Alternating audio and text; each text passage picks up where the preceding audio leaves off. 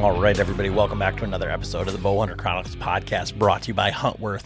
Huntworth gear for all types of weather, all types of terrain, all types of budgets. It's clothing that just works. Check them out at huntworthgear.com. So literally, I'm getting ready to record the podcast recapping our Patreon hunt. Supposed to be earlier than this, but the guys have just been hunting, and it's been almost impossible to get them out of the woods and get them on the podcast. So that being said, got to give a huge amount of shout outs. Guys just putting down deer left and right. Robbie, Tyler, Mark, Eric, Todd with another he shot a deer with a muzzleloader, but new hunter just putting down deer left and right. And the Patreon group is just going crazy. I'm sure I forgot a couple, but Uncle Frank actually put down a doe. You probably saw that on Instagram where Bad Hit had to track it. But, you know, we're getting ready to go into like full rut mode. Right now I am working like the next, 9 or 10 days straight. Then I have 5 days off, going to head to Indiana, work one day. And then I'm off for another 20 days, I think. And half of that's going to be spent in Kansas, but I'm getting ready for it. My buddy Josh is tagged out already in Michigan, and go back and listen to that podcast and listen to how humble Matt is on the Great White Saddle Hunter podcast. So we do that podcast, and he's like, oh, I just make it sound too easy. And he just put down a monster, over 200-inch deer on public in Illinois. So congrats to Matt. Oh my gosh, what a freaking deer. And he ended up going in there kind of just on a hunch. He knew, he was pretty sure where the deer was, and he's like, if he's still alive, he's going to be bedded there, and I'm going to be able to kill him. Just walks in there and does it just like that. So we're going to have to get back on here on the podcast with him. And kind of recount that story, as well as my buddy Mark. We've alluded to it in a couple of different podcasts, him using decoys to kill deer, even here in Michigan, even in the earlier parts, not the rut. And he did it once again, kind of called his shot. And in talking with him, he said, I was just so confident because, I know that it works, and this is the way that it happens. So pretty excited to talk to him about that. But like I say all the time, send us your wins, show us your kills, show us your harvest, show us your deer. And we'll be happy to share that and share your story because, I'm the world's worst bow hunter, right? I've been out a few times, seen some deer messed up on a small buck, and, it is what it is, but I'm getting ready for those big time sits here coming up in November. So, this is what we wait all year for. So, this podcast, we talked with, good friend, one of the sponsors, Bill Thompson from Spartan Forge, and talk about, the app, some of the updates, some of the ways to use it, kind of like where it's going, a little bit of philosophical discussion about, AI and if it's too much for, deer hunting and, how we can use it, and some of the new features. So, pretty interesting stuff, especially if you're using the app and you want to get more in depth with it, or if you're using another app and you're trying to figure out, is Spartan Forge a company that I want to give my money to? So pretty cool there. Got to give a shout out to all the sponsors. And with Spartan Forge, you can go to spartanforge.ai and use code Bowhunter, save 25%. It's already pretty cheap, but $30 for the year for everything. That's a great deal.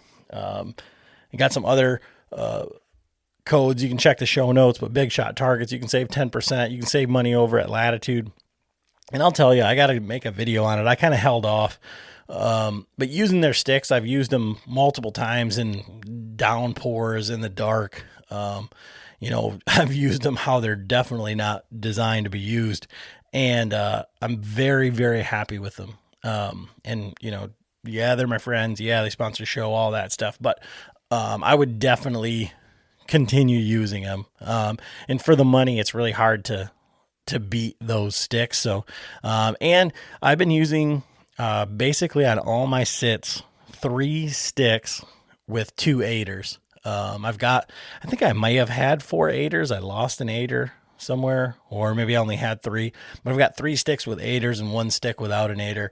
And basically all my sits have been 3 sticks high, using 2 aiders and, just one stick without an aider. And that's been where I've been comfortable, where my setups have been. So, if you haven't checked them out, if you haven't got your hands on them, definitely do so. And, just give them a thought. Not all the hype of like, oh, these are the lightest. Oh, these are the quietest. Oh, any of that stuff. No, they just work. And I really do appreciate, getting to use them, getting to see them ahead of time, but, a heck of a stick, and a pretty good price. So check them out. And their ropes are like second to none. The amount of people that were at the Patreon hunt who saw these ropes and were like, oh my gosh, I didn't really know that that's what they were made of or how they shaped up. So check out their ropes as well. But yeah, this podcast with Bill, I think you're going to like it. I think, at the end, I say that it was kind of like a confessional for Bill. He just got to kind of vent and kind of talk freely. So, I think you guys are going to see a whole other side of Spartan Forge, maybe that you weren't familiar with at the outset. So anyways, as always, thanks for listening. Tell a friend and enjoy the episode. All right, everybody, welcome back to another episode of the Bowhunter Chronicles podcast. Talking today with Bill Thompson, Spartan Forge. And the last time we had a podcast with Bill, I really, really, really wanted to name the podcast Killing Chuck Liddell, but I felt like that would be bad. It would have got a lot of listens, probably more downloads. But that's kind of what I had in mind. That's what we talked about. It's like, how would we kill Chuck Liddell, with AI? And, we kind of went at it from that perspective. So if you didn't listen to that one and you want to know how this, AI for deer hunting works, just think about it like that and go back and check that one out. But, now we're going to talk a little bit more, kind of on how the app and the service and everything has evolved. How you doing today, Bill? Good, man. How are you doing? Not too bad. I have myself some bourbon right here because I've yet to have bourbon with you in person. And it seems like that was what you were doing. Every time we were on a podcast, you're like, oh, I'm going to get some bourbon. We're going to do that. And now it looks like you're just run ragged. Like, I feel like you're kind of run down. Everyone says that when they see me, like, dude, you look tired and 25 years older. And that is an accurate way to describe my current situation. I saw you take a sip of that, and I'm going to text my wife and ask her to bring me one. I've become a lightweight too. Like, I don't like just the long hours and the standing at a desk, and I used to be able to, it wouldn't be crazy for me to throw down 4 bourbons and feel just fine in the morning. And I think if I drank 2 right now, I'd probably fall over. But yeah, it is what it is. So I think the first time that I ever talked to you was like, as you guys were you were still in the military. This thing was just going from like idea to reality. And it was all, there was no mapping, there was no anything. It was just applying the artificial intelligence. In that time frame, so probably the last 5 years, like, how has Spartan Forge evolved? Like, where did it start, and how has it evolved to what it is today? Was that really our last podcast, or are you saying that was our first podcast? No, I'm saying from our first podcast. Our last podcast was when we were killing Chuck Liddell. But I mean, yeah. So, a lot. So probably the first podcast we had was probably, I think you were my first podcast, if I'm not mistaken. I think the first podcast I ever did was with you on Alex Chop's, like the Vitals Live. Yeah. The Vitals Live. Yes, that's exactly right.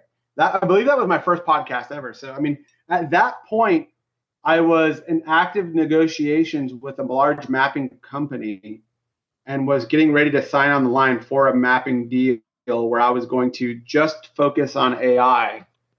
and build AI solutions for this company.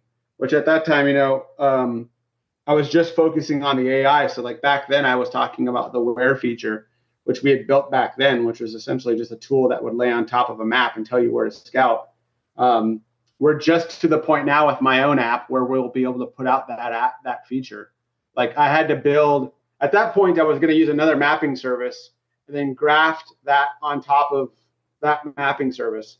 And essentially, I had a conversation with that company that was trying to hire me, and we had a contract and we had a letter of intent that was signed, and it was a large, lot of money, and they basically wanted to lock me down for about 10 years, or 7 or something like that. And I said, look, I'm willing to do this. I'm willing to do a non-compete. I'm willing to do all of this stuff, but I'm not willing to do this job for 18 months and then you guys let me go or something else. And now I can't compete for the next 7 years or do anything. And they weren't willing to drop that language. So I said, the last conversation I had with the president of that company, I basically said, look, building a map is not the difficult part.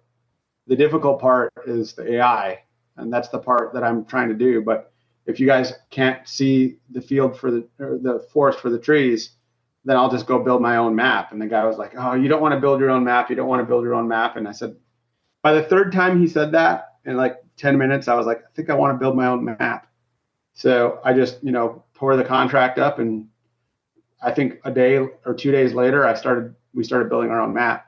And that was the genesis of Spartan Forge. I mean, I should say Spartan Forge, the mapping company, the app, or the planning company. At that point, in my mind, it was Spartan Forge, the AI company.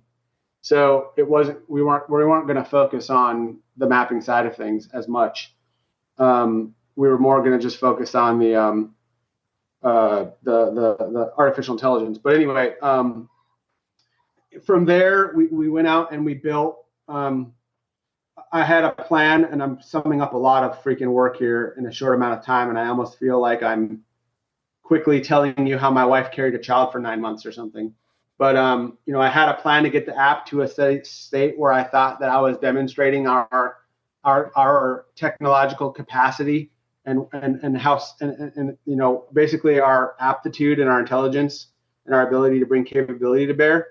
And then I went out and I raised money and demoed some of the capabilities that are present in the app today and stuff that we want to do later. And got some investors on board and got some advisors and started to build. And, the first release, I really wanted to just get the AI out there. And I knew that I was releasing a mapping product that was substandard, but you kind of I needed the user to be able to put themselves on the ground and then, hit that Intel button and then get the prediction to kind of understand what the app was telling them. Because if I just continued to just show them prediction, they would be like, is this my prediction here? Is this my prediction everywhere? Or what is this? So I just wanted to get the map out there with the prediction. And then I knew that there wasn't going to be all of the features there, but it was good enough that I could go to an investor and say, look, I'm not dumb. And this is I'm going to do a lot more here. And if you, invest in me, I can make you money. And so when I felt like I had that together, we continued to build and then, raised a couple of times and, in a 2-year period and had a really good year last year and allowed us to kind of offload some of the stuff that we were doing and hire some research people. And I think on the last update, especially, you'll see like the specificity of like our public land data and all of that stuff that just requires people to sit down at a desk and do research 7 days a week that I was doing in the past and that we just didn't have the time for me to do while I was doing everything else that I was doing. I'm finally at the point with this last release where, Blue Force Tracker is still in beta and we can talk about that later. So there's stuff there still that I need to fix.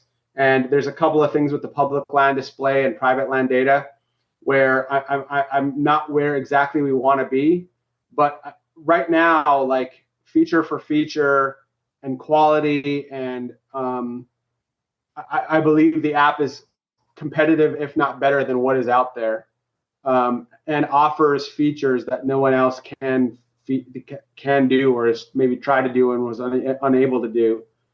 And that it's still cheaper, and it's still and that's a point of pride for me, is that we're able to do this inexpensively. And so yeah, today I think it's a better product, and it's still in the spirit of what I wanted to do, and now it's poised to start putting out all of those AI features that I wanted to put out almost 3 years ago. So that's a long answer, but that's what it is. Well, that's like 5 years summed up in 5 minutes. So yeah. you know, Yeah. So do you ever look back and say, I mean, after all of the long hours and like, so now you're getting to where you, kind of saw this thing from the beginning, like I should have just took the money. Yeah. I mean, I have that thought sometimes. Life would definitely be easier, but I'm like a really disagreeable person, I guess what I mean by that is just I don't hold my tongue, and people see me as a dick, but I don't see myself as a dick. Excuse me, if I'm not supposed to swear, I'm sorry. Oh, no, you're fine. But I try to say what's on my mind, and I try to engage with people honestly. And I wouldn't have been able to do that if I'd gone that road. Like I would be holding my tongue all of the time, or watching decisions that get made and say that this is not the right way to do this, or this is not the way I would architect this solution. And I'm wrong sometimes, and I think I have people on my team that tell me when I'm wrong, and I try my best to listen to them. But in the final analysis, it's probably the only way that I would survive in the free market is doing it on my own, just because I'd tell somebody is dumb, or say something stupid, or get in trouble the way that only a military guy could get in trouble in business today. And then that would be the story of Bill Thompson, and I'd be at a bar somewhere. So I think things happen the way they have to happen, and maybe that comes from my faith in God or whatever. But there's a plan, and I think I'm in the right place at the right time for that plan. So from that, like your word saying, okay, well, I'm a disagreeable person. And one of the things on here is like, going from the military to being, I was trying to think about this today, like as I was like getting ready for this, that I would imagine like most app developers at some point, it's just about money, or they're doing it for somebody else. They aren't like the face of their app. They aren't the person that has to answer for it. And there's not, and I've seen it before, like where, you're the CEO of a company answering things on Facebook and stuff like that. Like, is that when you come out of the military and do something like this, is like that where you saw yourself as like this app developer personality CEO type thing, where it's like you have to like go in and either defend your product, or like, knowing the personality that you have? Yeah, I mean, I wouldn't do it any other way. Like I'm responsible for my efforts and my work and the decisions that I make. And I, at this point, at least, or at least for the foreseeable future, as long as I have the energy, I will be the person defending my work. And I don't like the idea of someone else having to go out there and defend it, or say why we made one decision or the other. But also, and that speaks to my disagreeable nature. But it also speaks to, I think, and it's not some. It is a military thing, but you don't have to be in the military to do this. But like I have an accountability that I want to bring to bear, and I'm responsible for my actions, but also I want that direct that touch point with users where they can tell me, hey, this is dumb, or why did you do this, or the ability to have that dialogue, and to hunters are really are also disagreeable people. They don't like spending their money unless they have to, or at least some of them don't. Some do, but after years of fine print contracts and getting ripped off by overpriced wireless providers, if we've learned anything, it's that there's always a catch. So when I heard that Mint Mobile wireless plans are $15 a month when you purchase a 3-month plan. I thought, what's the catch? But after talking to them, it all made sense. There isn't one. Mint Mobile's secret sauce is that they sell wireless service online. They cut out the cost of retail stores and pass those sweet savings directly to you. To get this new customer offer and your new 3-month unlimited wireless plan for just $15 a month, go to mintmobile.com/waypoint. That's mintmobile.com/waypoint. Cut your wireless bill to $15 a month at mintmobile.com/waypoint. Additional taxes, fees, and restrictions apply. See Mint Mobile for details. And they're critical about things, and they will give you that feedback. And to me, those people are my greatest source of learning for how I'm going to do things going forward, or at least be able to defend the choices that I make, even if I don't go the way that they think I should. And I get a lot of that, and I get a lot of people that engage a lot and send a lot of those messages, some private, some public.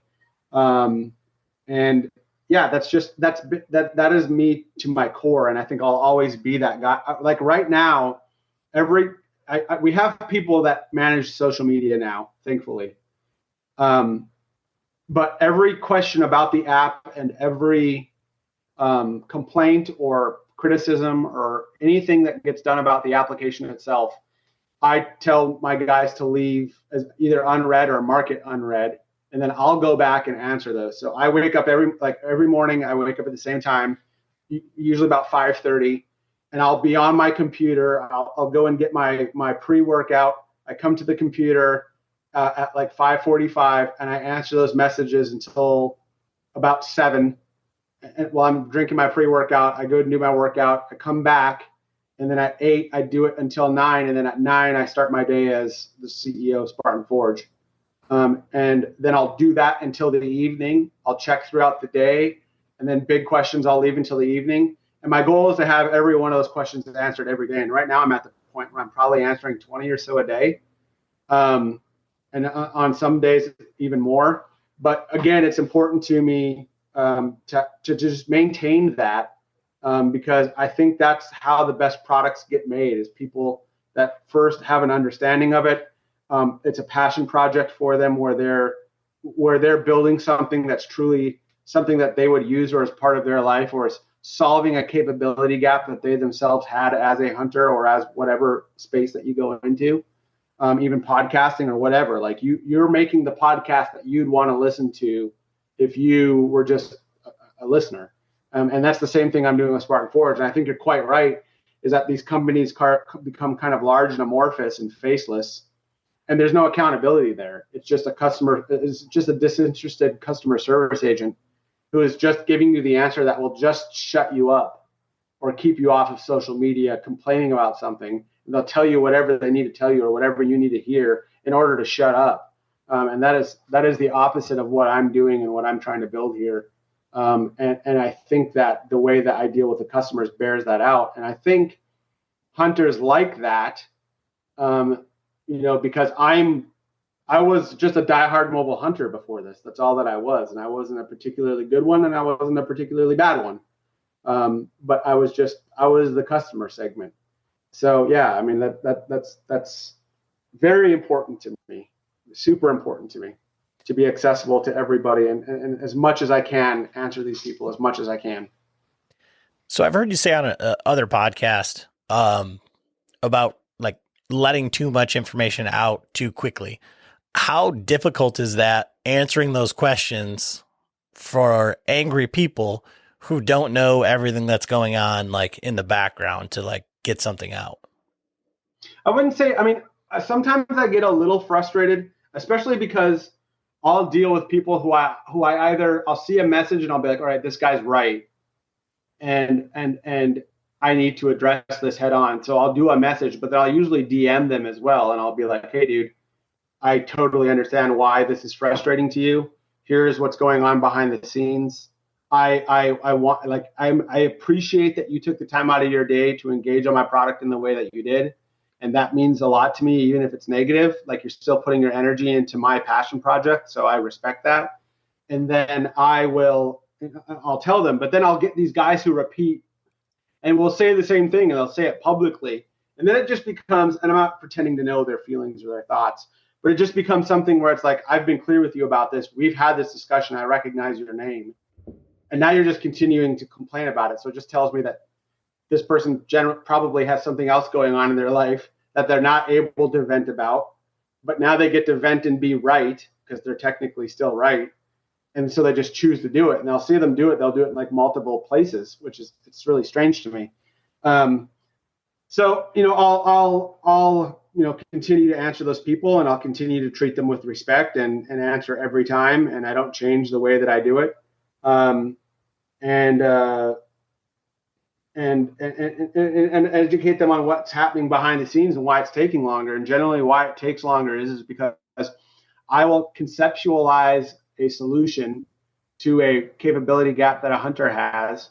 And then as my most important role in the company is not CEO or president. It's and those are two different distinct titles that I'm filling right now.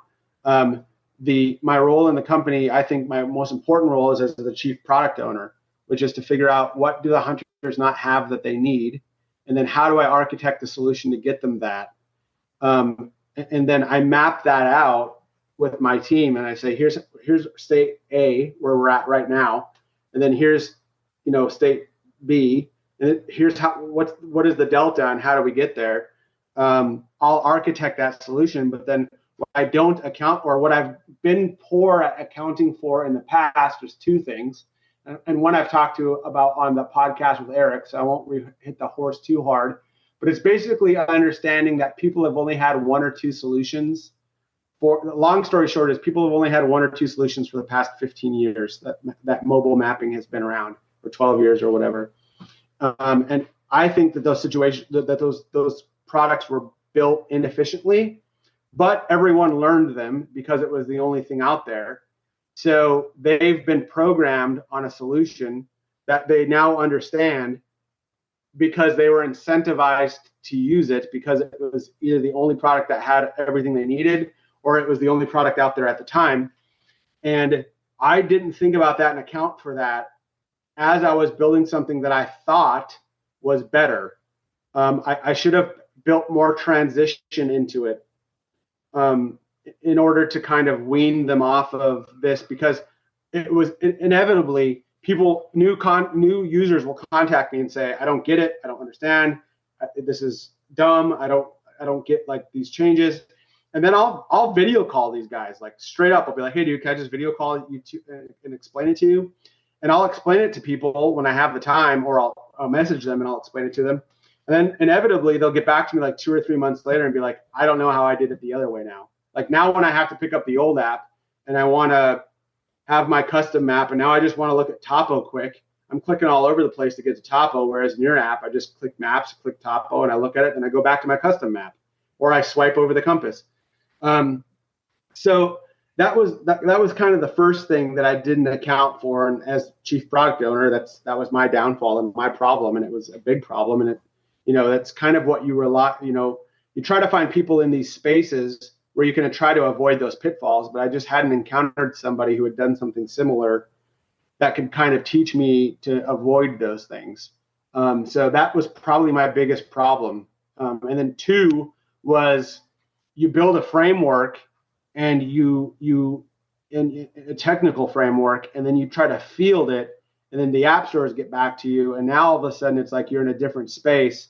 For instance, if you're trying to build a chat feature into your application, you read the technical documentation, and you design the implementation that you want to put in the product, and then you submit a build for testing to the app store, and you test it and you work on it and you get the bugs, and then you submit it for release in the app store, and then the app store comes back to you and says, you didn't tell us you were doing a chat thing. Here's all of this extra documentation that we don't put out in the public if you want to do chat, and here's how this works, and this is what it is, and here's what you need to get done by lawyers, and here are the technical frameworks that need to be present inside of the application. Here are the features that chat applications have to have, like no question, before it can be approved on the App Store. So now you've just ballooned your development line because of, again, my inability to do prior research. So when it took some of these things a lot longer to get out there, it was because I failed. And it's a mistake that I'm trying to make less and less, and trying to, either proactively contact people, but then, there's all kinds of things that go in there. So, I mean, I'm totally away from saying dates now. I won't even say it. I'll just say, here's the next things that we're trying to come out with. Hope to get it done this year. And if I don't, then it's coming out next year. And that's kind of how I'm doing things going forward. So when you're talking about these solutions and kind of the nexus of Spartan Forge with the AI, I feel like the world and the consumer's ability or awareness of AI that curve has lessened quite a bit in the last 5 years. So now when we think of like AI, I could have Joe Rogan do a ad for my podcast if I put in the right things in Chat GPT, right? I mean, I could create whatever. And I think now the general public understands that. And so we've talked before on the last podcast of your history and your hunting in moccasins, and you got the recurve back behind you there. So from the AI and how quickly that's moving, and, the argument of that, like now you can't get away from it and it's writing its own code to make sure you can't delete it. How much is too much when we get into this, like features that we want, or where does it take the fun out of it?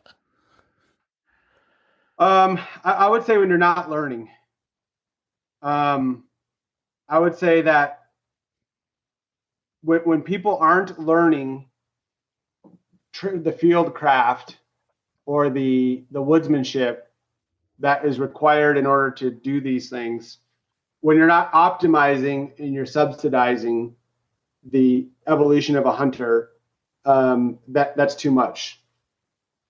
And so what I've never wanted to do with this application, and what I don't do with this application, is make an easy button for people to just, like a Tesla will park itself, or will drive around a parking lot, or will do self-driving, and all you got to do is sit there. That is not a good way to learn how to drive. And so AI exceeds its charge and does a disservice to its end user when it subsidizes or it does for you things that you should learn first. So the application should present you material and features and explanatory narratives that explain why it's saying what it's doing, or how it's saying what it's doing, and what you should do with that as a hunter. In other words, we have an AI in there that predicts kind of where deer will be found inside of there. If you were to break down, if you were to look at like a frying pan and say this is a deer's entire range, and then you crack an egg inside of it, it's like the core area is like the yolk, and the yolk of the yellow of the egg, and then their transition area is kind of like the egg, and then the pan is basically anywhere that they could be found. So the app kind of tells you, if you're hunting during daylight hours, where could you focus your time in order to find deer? But what it doesn't do is tell you, you still need to know those things about deer. You still need to go out there and scout and know where a core area is for a buck or a doe. You still need to know where the transition areas are, where are the scrapes, where are the scrape lines, where are the rub lines, where is the bedding, and then where are they going to eat, and what does eating look like? And you still need to know all of that other stuff. It's really designed to kind of get rid of that paralysis by analysis and help you make a decision on, am I doing a bed set today? Am I going to be on a scrape line? Am I going to be hunting food? Am I laying off? Am I going hard or going deep inside, of bedding areas? How am I architecting this hunt today? It can help you make that decision, but I can't do everything else for you. So I think, and so I would relate that to having a Tesla that can parallel park itself. And then I'm telling my 16-year-old daughter, don't worry about learning how to parallel park. Just get in the Tesla and it'll parallel park for you. Well, that's going to fail, and it's not going to work at some point. and then she won't be able to parallel park, or she won't be able to, do whatever rudimentary procedures are involved with, using a vehicle. And so that's where AI fails in its charge, is making us dumb. And that's not what I'm doing with Spartan Forge. In fact, it's quite the opposite. It's to educate and incentivize people to scout so that they can apply the AI in the way that it was meant to be applied. So in the verbiage that you use there, and kind of like as you led into it from the like learning of the skills and things like that, and then trying to, and literally it would be like the app could do it in a perfect world, or in AI, I'm sure it's capable of doing it. But would it be feasible, and would it be outside of the realm of what you're talking about there, as far as the learning thing? Is like, I use like random pins. Like most of my pins are either like the Spartan or other hunters. I think as we've talked before, because that's what John uses, is the turkey. So that's where the other turkeys are. But it would seem reasonable to say, if I was using the icons as they're intended, right? So I find a scrape here and a scrape here and a scrape here and a scrape here, and I mark those on a scrape line, and then I mark rubs in an area. In the future, whether you build it in there or not, would an app be capable of saying, this is where this buck is likely to be bedded, or this is the likely route of travel? And is that too far? So we will have a feature where we will say, these are areas that you should scout. Not that these are areas where bucks will be, but these are areas that you should focus your scouting efforts on, and then why. Or at least I think we will do that. Maybe we won't. We certainly have the ability to do it right now. Like we have a neural network that can do that work. It's going to all be in the way that it's presented, in the way that it's got to benefit the hunter in a way, and again, that doesn't handicap them. Or, the other outcome here is if somebody's using it to eat, then I don't care. Like if people are bringing home for their family, like food right now, and they're using it to go out and just slay does, and they don't care what walks in front of them, because, this is freezer meat for the winter, which is how I grew up, in a pretty poor family. Eating game from, either neighbors or other people that were giving it to us. Or you're donating it to a church or whatever, then I don't care. Use the app however you need to. If you're sport hunting or whatever, the app, in that scenario exactly, we probably wouldn't develop a solution that takes in user input data and draws conclusions from it. In other words, I wouldn't allow it to learn based off of things that you're adding to the map. It would just do general recommendations, and then go from there. And it would be for you to investigate at that point, basically. Yeah. Is I think where I would go with that. And then we've got other cool things that I really haven't talked about, but that will help people learn in a more rigored and structured way, how to do the more not easily understood or known parts of hunting that you basically need to learn from someone else, or just go out, and fail for 5 years before you kind of understand what you're doing wrong. So it's all stuff that I'm trying to bring in there, to basically, and I always think about these people, but, I've got buddies. One of them is on our pro staff, and I'm Andy May. He has like 6 or 7 days of vacation a year. And that's it. And he wants to use 4 of those, for his daughter. So now you're talking about a dude who's got like 3 days a year. And I might be hyperbolic. Maybe he's got a little more, but not much more than that. I am trying to give that guy as much information and things to think about while he's at home on the couch looking at that application. And when he's getting an hour or two free to go and scout, I'm trying to present him with as many options as possible so he can still go out and do what he enjoys or that he loves, or just allows him to take the steam off and just be by himself. And this is how he, decompresses, and it's what he really wants to do and be successful, even though he's got very little or no time to do it. But it allows him to still hunt and still have the success and the thrill and the fun and the meat and the time. Then yeah, I want to bring those people as much capability to bear. So it's really like anything else in life. It's on the hunter to know, as grown men and women, if this thing is serving them in a way that is productive or deconstructive. Is it constructive or deconstructive? That is, it's kind of on them to know, because there's a ton of feet. All of us right now can pay $2,000 and go get put on a deer and kill it in a day and be done. And all of us right now can go and hunt, our grandfather's property, where he knows where every pocket of deer on that land are. And if I have 2 days, he's going to put me in a set that's going to allow me to harvest a deer. What is the difference in an ethic from a learning standpoint to somebody who doesn't have access to those people or that capital to go and pay for that hunt, and the ethic of being able to pay $39.99 for an app that will at least put you in the ballpark?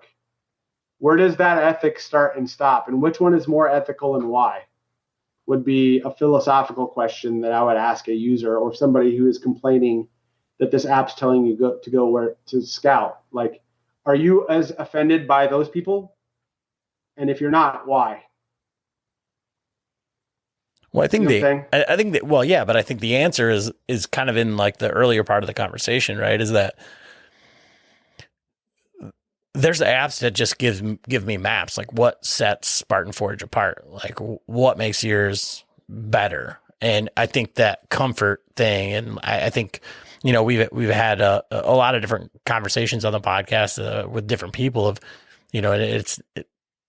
people want an easy button, and whether that's like buying the newest piece of gear because they don't want to go scout, or they don't have time, or they don't have the confidence, but they want the confidence in the gear. They want that easy button. And if Spartan Forge is saying that it's artificial intelligence for the deer woods and it's going to help put me on deer, and I go there and I'm not seeing what I want to see, well, then it's like broadheads. Like, shoot 10 deer with them, greatest broadhead ever. As soon as it fails, worst broadhead ever. Doesn't matter, like, the track record. Worst industry to get into, I feel like. But the same thing is, like, if you go and you, like, all right, I switched from Onyx to Spartan Forge. Well, it doesn't feel the same. It doesn't look the same. And now it's not telling me anything. I have to go out there and find it and look for it and do the work. It's easier to use another mapping site that isn't making me do any work. I can just still look at it. Right. And I think that philosophically, that's what you're talking about, right? It's how does it make you feel internally? Yeah. I mean, that is a hunter by hunter thing that they have to assess for themselves. I guess with my retort there, I was more addressing the people that have a philosophical or a, there's that would say there should be cultural resistance to things that are helping hunters more than just providing them a God's eye view of the world. That was kind of that was my response to that, was basically saying, if you have the money, you can just go pay for a deer to be put in front of you. And if we're not calling that unethical, then, my brother, the welder, that has 7 days of vacation a year, and 3 of them are for kids and 4 of them are for deer hunting.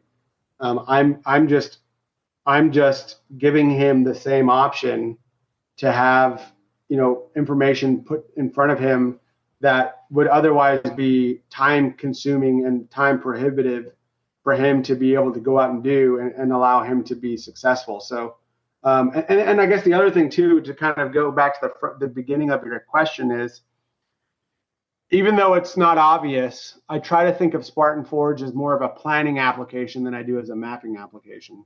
So whereas Onyx, Hunt Stand, and HuntWise, or Drury, DeerCast, or whatever, they are either prediction applications or they are mapping applications that might throw in some weather. They're not doing the planning like the full cycle of hunt, and trying to automate and help hunters during that entire targeting cycle. And that's what I'm seeking to do with the product is, I'm trying to come out with some, knock on wood, scouting features that are going to be coming out that are specifically only for scouting in the spring. And they won't have much to do with a map. They'll only that they're in the application will they have anything to do with a map. And they'll be specific for scouting and teaching woodsmanship and fieldcraft to hunters that otherwise would have to pay someone to teach them these things, or just spend so much time in the woods that they might know it after 10 years of being in the woods. So that's where that's kind of another way that I see the difference in the paradigm of hunting applications. So I hope I'm answering the question, because I honestly can get off on some tangents here, and I know that I'm losing myself. No, that's the best part of all of this is a long form discussion. So it isn't like what we talked about. It's not a tweet, and it's not a response on Facebook or Instagram that can be taken in a certain context or whatever. So when you talk about bringing out new things, and I want to get into something that happened with us over this past weekend, is so you released the beta for Blue Forest Tracker, which in and of itself was from your end a giant hurdle just to get it onto the app built in there. And I think what ourselves and maybe many other people is like that little box that says beta, like, doesn't mean anything to us. Like, there's Blue Forest Tracker, so it's going to work. Perfect. Yep. So talk about that beta and like, what does that mean? Because when it's out there, we think, oh yeah, that it's going to work as direct, as described, as intended. Yep. So, I mean, the first thing to know about like a beta application is just that there's stages of application and application release, and a beta is just, it's a version of software that is under development and has been released, but it's often at a stage where the release is helping the developer test for bugs, usability, stability issues, and we're building and putting the product out for the purpose of testing and feedback. So we're not charging more for the capability. We're not, it's very compute expensive to run these kinds of things. It costs a lot. Amazon charges us a lot of money to run some of the things like Blue Forest Tracker and to build the layers like Lidar and that type of stuff. And so we're not charging the user anymore, but there's also an expectation that, it's probably a good point. I probably should have explained to people what beta means, but also that there is an expectation that the application feature that is in beta will have problems. And it's because in Blue Forest Tracker's case, we have a very complicated schema that we use to scale and grow teams in a way that doesn't bog down the system. So the easiest way to think about it is, as a Blue Forest Tracker team grows, the hardware and the hardware architecture that we have devoted to the application grows in parallel and scales efficiently as the user needs it. So as more and more resources are needed, like on a computer where resources are fixed, the more demand you put on the computer, the slower it gets. It bogs down. It doesn't work well. And so when you're building when you're building capabilities like Blue Forest Tracker that can get very large, you need to be able to scale the hardware, or the software in this case, to support that user case, that user scenario.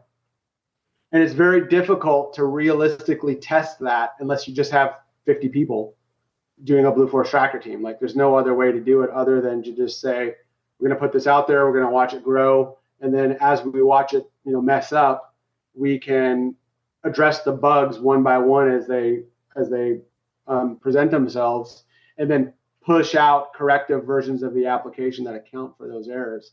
So in the case of Blue Forest Tracker, we were testing it internally with teams of I think the biggest we got was 10 people. And when you have like generally small teams, it works really, really well. But when you start getting into large teams of many people who are on different networks, using different phones, are parsing different types of data, are in online and offline scenarios, there's just so many things that can go wrong.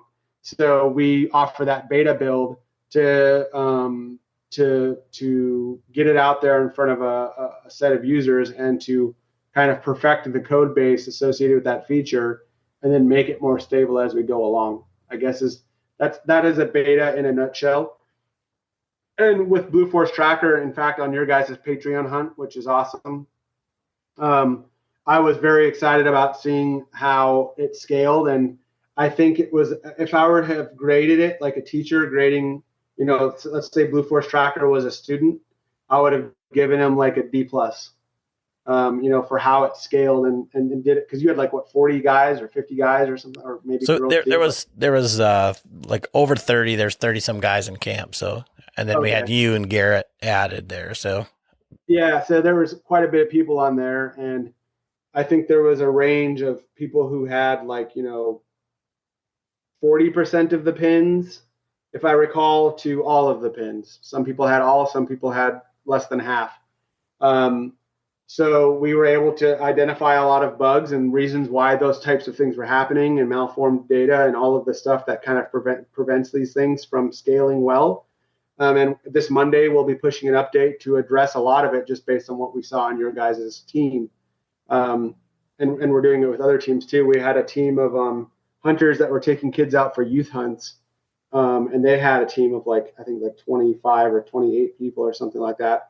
And we saw consistent issues in the code base across both of those teams that allowed us to go out and make these fixes. So that's a beta. That's the purpose of the beta. And it's generally the only time you do those types of things is whenever you're trying to make fixes to a code base that requires actual users going out there and actually using it in mass in a way that you can't reciprocate in a lab or in a controlled environment like you normally would test. So let's talk about the utopic view of what Blue Force Tracker looks like, because it was very interesting for us because we could see some data, we could see pins would pop up.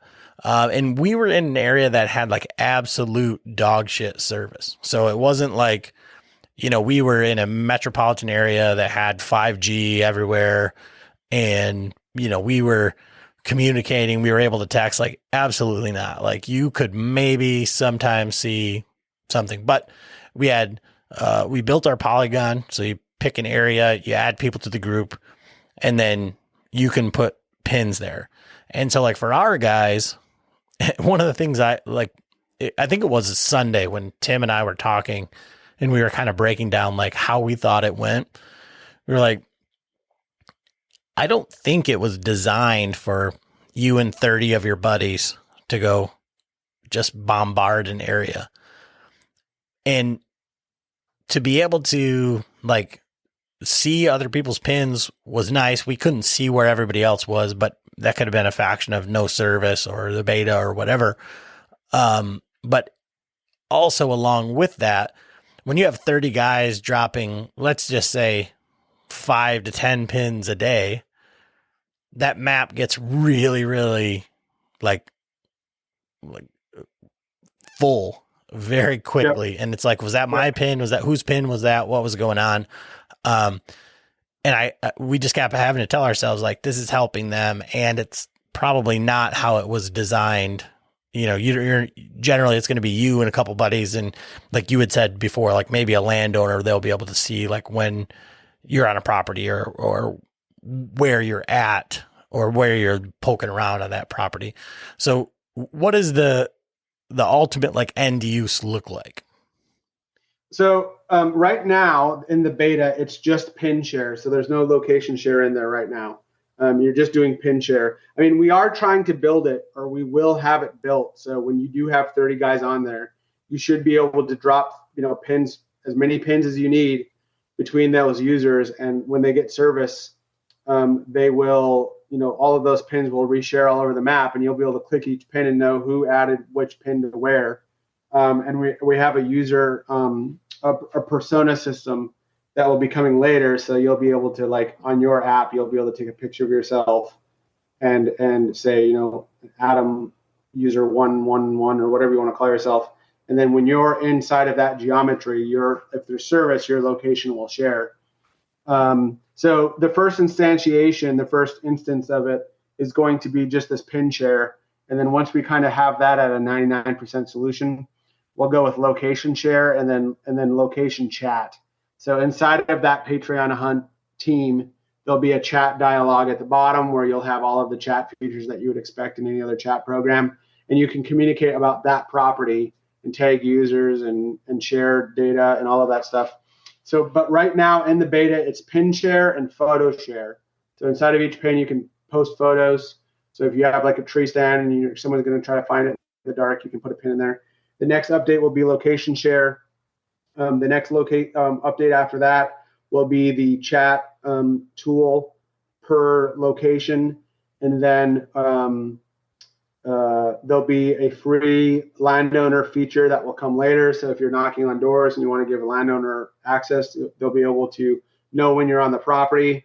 There'll be some really cool offline sharing stuff that we will do in the future, so that if you're in an area where you don't ever expect to get service, you can still share that data and use the platform or the phone in order to do it. And then, there's also other cool things probably next year that we'll do to buy down risk. So when it comes to, a hunter falls out of a tree, or there's a gunshot, or, someone's not responding to a chat in an area where they have service, or you need to help, get emergency services to some place or something like that quickly. We're going to build in that stuff too. So the final form of it will be essentially a scaled down social media cloud for you and your hunting buddies in an area where you can basically share anything you want to, but also if you want also to do some safety stuff and just basically to prevent people from having to be able to share everything if they want to on a team, but then B, we're not texting points to each other, we're not running into each other in the woods, we're not shooting towards the direction. If you're rifle hunting, where you might have a buddy sitting on the ground, you're able to coordinate things like deer drives in a safe manner, and all of it happens in an app experience that anybody who's ever seen a chat room or used social media will be able to pick up and find it and use pretty quickly. And I gotta say, when Tim reached out to Garrett and then to you, when you talk about like wearing a lot of hats and being a disagreeable person or like whatever, however you feel about yourself, we've essentially have the CEO, president, the director of product, everything like in our Patreon group hunt, like looking at it, somewhat, the things are just showing up on his phone just the same as they are on ours, and then relaying feedback saying what's going on. And, we're, yes, affiliated with Spartan Forge, but like, we're not like on the pro staff. We're not the guys that are developing the app or anything like that. Like, I don't think that in a different circumstance, because I wasn't the one that contacted Bill. It was, Tim Clark, who, for all intents and purposes was just another guy that knew Garrett. Right. So that was what to me was like, wow, they want to be involved in the, they want to see our problems in real time to help develop it. So from your perspective, like how helpful was it to be in there? Well, hugely helpful. I mean, yeah, just like I said, we learn a ton from that experience, and it's very difficult. There was one other, there's one other large Blue Force team out there that I was able to help out and interact with, and so it's hugely valuable because that's where all of the learning takes place, is when you don't learn anything when things work. And I am keen to learn things. Like I always want to learn. Most of the learning takes place when you don't know the answer or something is broken, and that's truly when you learn something. Like if you could think about it, like if your old 1990 F-150 runs perfectly, you'll probably never have to crack the hood and you'll never know anything about that truck. But if you've had that truck forever and your grandpa taught you how to crank on it, and you've replaced the slave cylinder and you've done work on the carburetor and you've replaced the tires and the brakes, and only when those things pop up and those issues happen do you crack the hood and get into the engine and take a look around. And that's truly when you start to understand first the use case for the product, but then also the nuts and bolts, and how they respond under stress. It's like you can build a solution, and then if I just tell you guys like, yeah, we'll take a look at it later or whatever, or if it works, right? Like, yeah, I might have architected it. I might have been supervising the guys that wrote the code. We might have integrated the code and it all worked, but I really don't have a sense of how it works down to the gnat's ass. But when we're doing it this way and there's so much load on it and so many people working on it, we're really able to figure out a lot. So it's a very valuable learning experience for us. And myself and our engineers, we roundtable it. We all talk about it. We bust it all apart and we say, here's, I use military style AAR formats for, our code review and how we look at problems. So it's like, what was supposed to happen? What happened, what went wrong, what went right, and then how do we do this better next time? And that's really, how we look at things holistically in a non-cliche way, and try to learn as much as possible. And then when you have people who are doing that, and everyone does that inside of the organization, you do a couple of things. You make people experts in many domains. You reduce the amount of people that need to be present in order to fix things in the future, because other people now know how to fix things. So the company's less personality driven. You make the engineers better because they're watching the system from the beginning. And then subsequently the product's better, which is my end goal. So to answer your question, it's some of the most important stuff that we can do. And it's stuff that other companies would never do or would never have the time for, or have grown so large that they couldn't possibly hope to do. I mean, you're certainly not dealing with their CEO or with their head of engineering or with their CTO. That is where I will always find myself as the founder of this company, as one of the founders of this company. It's I think how quality products get built that have a user base that feels engaged and appreciated from the very beginning. And that's really how I want to build things. So I know, and like I said, it was just really cool. And I don't know like what the feeling is like, but I was very impressed that you guys were like, all right, well, I want to be in there. I want to see like what's going on. Like that was really impressive. Like whether we've known each other or not, like that you guys wanted to be in there and see that. But for you, like being on the inside and being able to see this thing through everything, and like from the back end, the front end, obviously, this app inside and out, like that F-150 that you're talking about. What is your favorite feature, or like one of the things that you think is most underutilized by the public about Spartan Forge? Well, I know that because I look at usage, and it's the journal feature. Journal feature is the most. So I'll say two things about the journal feature. One, it's the most underused feature. Two, every killer that I know, it's their most used feature. So when I look at like an Andy May or a Lee Ellis or a Drew Carroll, and I look at what they're using inside of the application, and Johnny Stewart, they're documenting everything. Like everything they do. They go out scouting, there's journal pins, and they're documenting it. They go out and they have an interaction with a big deer. I can't remember if it's Andy or maybe it was Garrett. They take pictures of deer cameras and they log them in the journal. So, we were talking about guys here who have 1,500 journal entries. And so that is really the most, I'm not saying that it's a critical feature, but what I am saying is every stone cold whitetail killer that I know uses that feature far more than every other hunter that uses my application.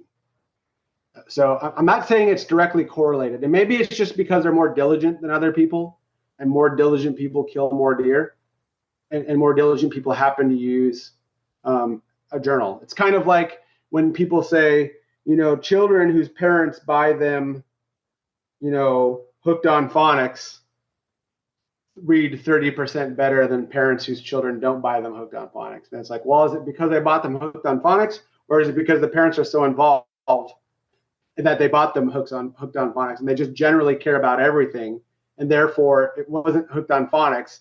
It was just that those parents care more, so the children are better. So it could be the same thing. I'm not saying that it's that. All I'm saying is it's that diligence and that attention to detail is critical in in what these people do. Now, Bill Thompson personally, for me, it's just because of my nature. I just made a reel today. I was hunting, my second hunt of the year early this morning. I was setting up in an area where I've always seen bucks. They always come into this area the same way. And I've never been able to, I can always see with binos where they come in, but I've never been able to go over there because I could never get access. So all I've been able to do is watch deer walk in. So if you guys are listening, today's the 11th of October. I made a reel today, and I got into this area and I watched these bucks walk in, and then I'm looking at the map and it's not obvious to me. And then I flipped to the Lidar feature, and then it became painfully obvious why deer were walking into the spot the way that they're walking into the spot. And it was something I could only see with the Lidar feature because topo maps didn't show it. Even the gangster UAV imagery that we have in the area didn't show it. Contour lines weren't showing it. Slope angle shading wasn't showing it. But when you turn on that Lidar feature, it was obvious why the deer were walking the way that they were walking, and the way that the ground in the area set up, and the way that everything kind of funneled to this area. And then you can emphasize it in 3D and look at it. And I can see on why my stand is, I never knew why my stand was successful where it was. I just knew that's where I saw deer. And I just knew that's where there was a scrape, and I had a camera, and I set up there. And so it wasn't something where, to me, it was seemingly just how the deer used the area. And I never knew why. And then when I got in there and I actually launched Lidar and I was looking at it, I was like, oh, there's two drainages here, and they don't like to get that. And I can't see them from my stand because it's just, some water, shallow water, where it's maybe 2 or 3 feet deep. But the deer walk between these two drainages because they obviously aren't going to go in there unless they have to. So they're using this as kind of like a, how deer use transition, kind of like we use paths or roads. They use it to orient themselves. They were just walking between these two drainages, and then they jut out to where I am. I would have never known that because A, I've never had access to go and walk that land, but B, I can't see it from my binos on the ground. But when you look at it with Lidar, it's the only way that you can walk through that area without getting soaked. So that to me, and then seeing that in 3D, and then rotating the map and looking at it was just like, that is the power of that feature. So that's my personal favorite thing that we've done. And it was a lot of work to get all of that, gather all of that data, resource it all, and then to build the mapping solution that put it together. So that's awesome. And I mean, I did not take the advice. I did not do what he said. But I was in a similar situation where I've found myself hunting a property that one of the hunters that's been on here quite a bit has hunted. And he was like, if you go knock on this door, they'll let you access through there. And when you drive by the house, you're like, it just looks like a mountain. It just looks like there's no way, like I'm not as crazy as that guy. And then when you pull it up, when you guys launched the 3D, I pulled up that same area and popped up the mountains on 3D. It was like, oh, it was absolutely a 100% apparent, like, no shit. Like, that's exactly what he talks about. That's exactly where, and that's exactly why he's as successful as he is. And, you know, being able to see that visually was incredible. And that Lidar is pretty impressive because you're seeing, like, you'll look at the timber and then you can see, like, where we were just hunting, like the motorcycle trails that are cut in there. You see like all these like old timber cuts, like all these old logging roads that don't show up in big woods, and they don't even show up on the UAV stuff. But yeah, man, I think, you know, what you've done and like what you're setting out to create, I think unfortunately, you know, you're doing it the very, very, very hard way. And you're going from like two different environments, like where you're going from a military background where you have all the resources to like, now you're out on your own and you're getting the resources and you're dealing with hunters who want a quick fix, easy. They don't want to put in the work. The pride is in the end. It's not in the journey, for a lot of people. And so I can't commend you enough for, you know, coming on here. And I feel like, you know, on some level, like this was like you're sitting in like a confessional here and like, or like a therapist's office, and like being able to like air like everything. Cause I've like watched your like body language and everything. So I just want to say thank you for coming on here and kind of, breaking down where everything is at, you know, at this point, and, kind of like where everything's going in the future. So, you know, I just kind of want to, if there's anything else you want to close out with, but man, I really appreciate you coming on tonight. No, thank you so much for having me. And like I said, you're my first podcast, so we share a special bond here, where, you know, I can let my hair down a little more than I normally would, because I know I'm in good company. So no, I mean, I appreciate it. I appreciate the hell out of your podcast, and I love being associated with it. And like I said, you know, growing up, the sayings my grandfather always had with me from a young age was, "Dance who you came with." In other words, when you're bringing a woman to a dance, you should dance with her while you're there. And you know, that to me, well, besides enjoying your podcast and listening to it and stuff, like, you were the first guy that I did a podcast with. And I love what you do with your Patreon group. I love what you do with the group of guys. Obviously, you're a veteran, so that puts you in close company with me. So, I mean, I love supporting what you guys do, and I love the input, and I love the exchange, and I look forward to coming on again next time. Yeah, like, just say the word. Maybe when you get to go hunting for once, we'll talk about that. For sure. Excellent. All right. Well, Bill, I really appreciate it. Where can everybody follow along? And, you know, if they want to check some of this stuff out, like, where's the best place to like get that? I mean, you know, you can go to SpartanForge.ai and you can use the code Bowhunter. You can save some money with us. Yep. But we've got a lot of people that were on since the beta of the Spartan Forge, when it was only just a screen that told you, like, this is what the barometric pressure is going to be, and like transition area, like, what does that mean? So we got a lot of people that are still riding that wave, but where can they find that? So yeah, SpartanForge.ai. You can look us up in the App Store. Find us on social media, Spartan.Forge, either on Facebook or Instagram. Like I said, all of the questions about the applications, gripes, you know, commendations, whatever people want to do, I will be answering those. If you have a question specifically for me about the app, about development or deer movement, just say, hey, I got a question for Bill, and I'm happy to engage with people, and I look forward to talking again. All right. Well, thank you, sir. Thank you, Adam. Have a good night.